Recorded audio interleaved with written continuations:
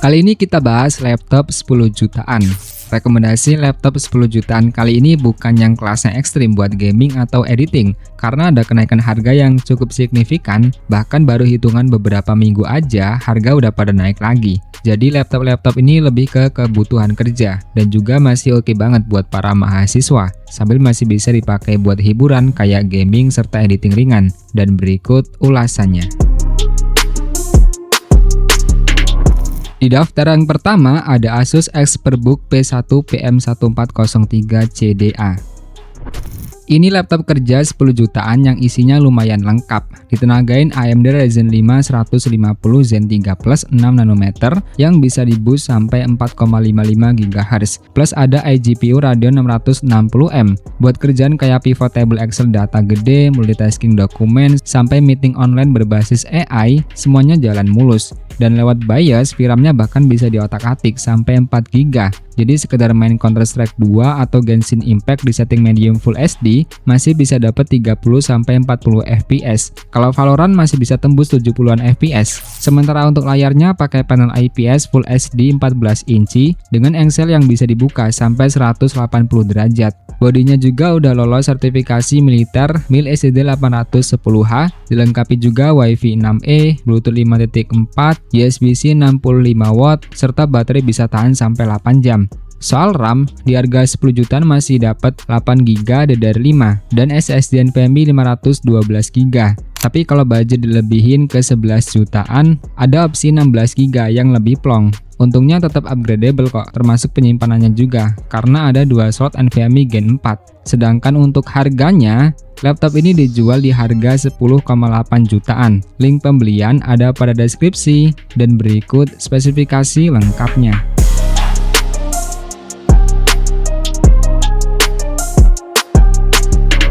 Di daftar yang kedua ada Acer Aspire LED 15 AL15. Laptop ini dibekali prosesor Ryzen 5 8640HS ber-NPU yang performanya galak buat kelasnya. Cuma biar potensinya keluar semua, disaranin upgrade RAM 8GB bawaannya jadi 16GB dual channel. Soalnya waktu ekspor video 4K terbukti bisa kepangkas sampai 2 kali lipat lebih cepat. Buat ngegame pun perbedaannya berasa. Valorant dan Dota 2 gampang nembus 130-an fps dengan suhu body yang tetap adem di kisaran 41 derajat. Pindah ke sisi visual, layar IPS 15,6 inci Full HD-nya berasa lega banget buat multitasking harian. Meski cakupan sRGB-nya cuma 63%, yang bikin laptop ini emang kurang pas buat kerjaan kreatif kelas profesional. Baterainya pun lumayan awet buat nemenin 6-7 jam pemakaian. Jadi biarpun bodinya masih plastik dan absen port LAN, laptop ini tetap worth it banget. Apalagi kalau budget kalian lagi ngepas. Bertahan di RAM 8GB bawaannya sebenarnya juga udah cukup oke kok. Sedangkan untuk harganya, laptop ini dijual di harga 10,1 jutaan. Link pembelian ada pada deskripsi, dan berikut spesifikasi lengkapnya.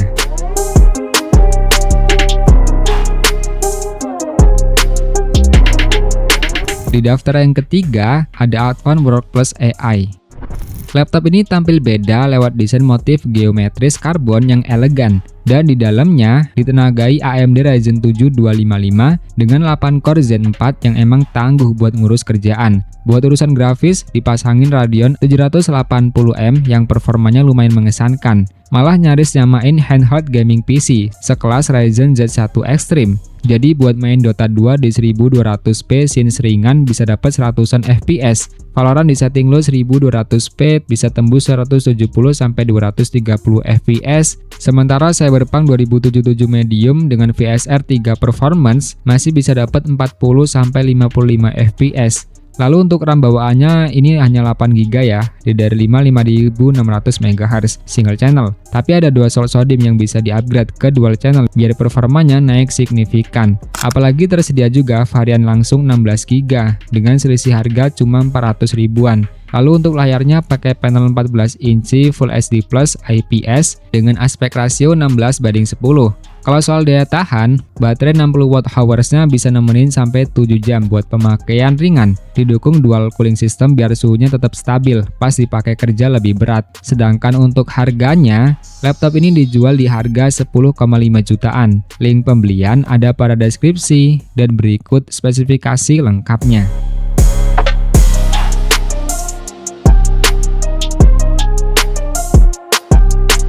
Di daftar yang keempat ada Exeo Hype 7 AMD X81.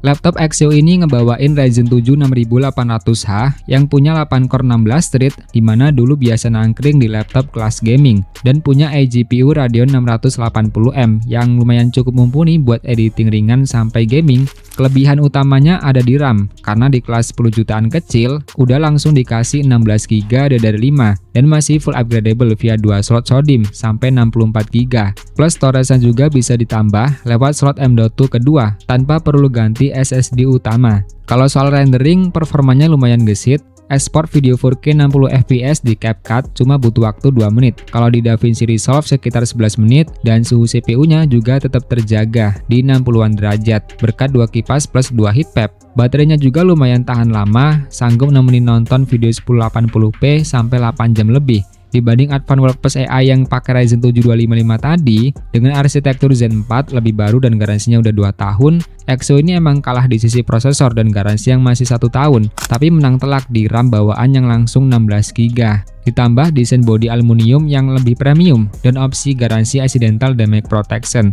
Sedangkan untuk harganya, laptop ini dijual di harga 10 jutaan kecil. Link pembelian ada pada deskripsi, dan berikut spesifikasi lengkapnya.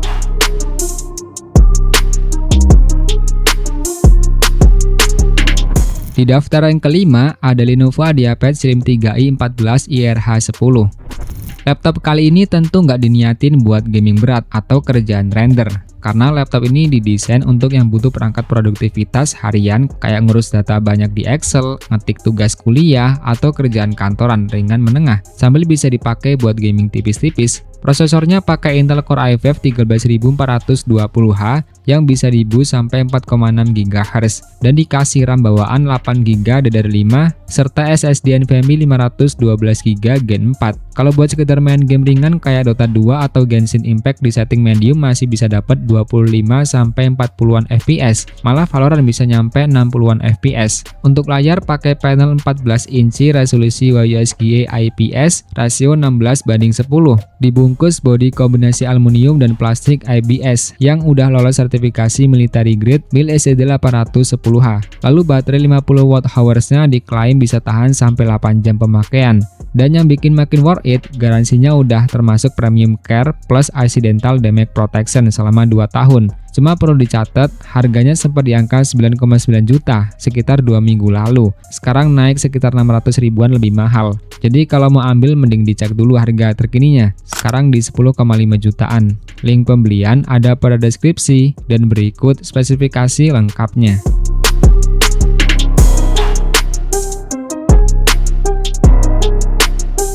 Di daftar yang ke-6 ada Tecno Megabook K14 SFA.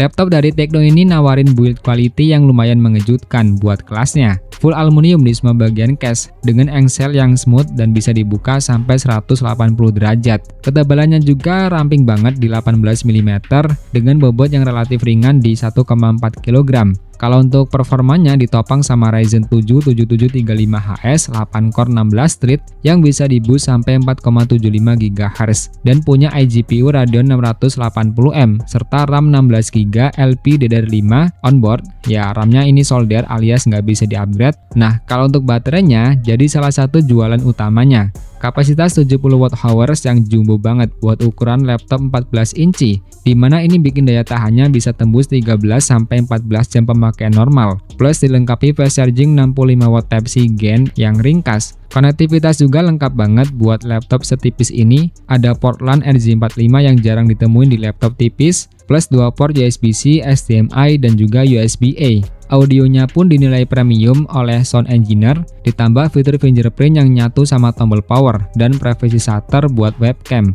Untuk harganya, laptop ini dijual di harga 10,9 jutaan. Mepet ya. Link pembelian ada di deskripsi, dan berikut spesifikasi lengkapnya.